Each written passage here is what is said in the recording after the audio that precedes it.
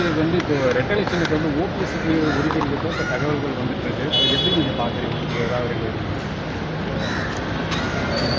இல்லை நிஜமாக அதிக ஷுவராக தெரியுமா? இல்லை இல்லை தகவல்கள் வந்துட்டு இருக்கு. இல்லை அது செக் ஷுவராக கன்ஃபார்ம்டாக வந்துட்டு இருக்கு. கன்ஃபார்ம் கேட்குறாங்க. அண்ணாமலை என்ன சொல்லியிருக்காங்கன்னா, சிஏஏ சட்டம் வந்து எதிராக வந்து முதல்வர் வந்து கருத்து தெரிவிச்சிருக்காங்க.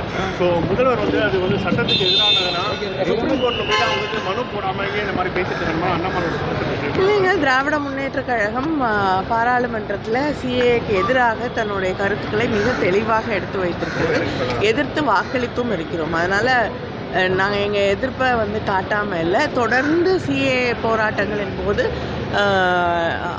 அத்தனை இடங்களிலும் போராட்டம் நடந்த இடங்களிலும் திராவிட முன்னேற்ற கழகத்தின் சார்பிலும் போராட்டங்கள் மேற்கொள்ளப்பட்டது. மேடம், அதே மாதிரி எஸ்பிஐ தேர்தல் பற்ற விஷயத்தில் பிஜேபிக்கு வந்து அதிகமாக நிதி வழங்கப்பட்டது ஒரு குற்றச்சாட்டு நாங்கள் வச்சுருக்காங்க. என்ன சொல்கிறாங்கன்னா, பிஜேபி வந்து இந்தியாவில் பல மாநிலங்களாக ஆளுந்துட்டு இருக்கோம்.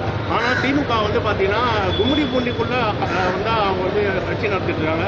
ஸோ ஒரு மாநிலத்தில் நடத்துகிற அவங்களுக்கே இவ்வளோ தேர்தல் இருக்குன்னா அப்போ நாங்கள் வந்து மாநில கட்சி தேசிய கட்சி எங்களுக்கு எப்படி?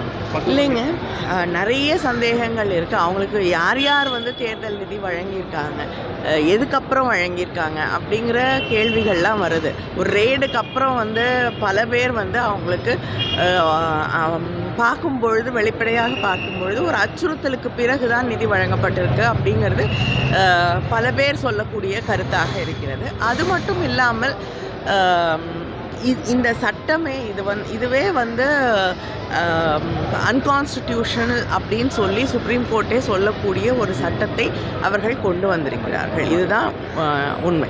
நாளை முதல்வர் வந்து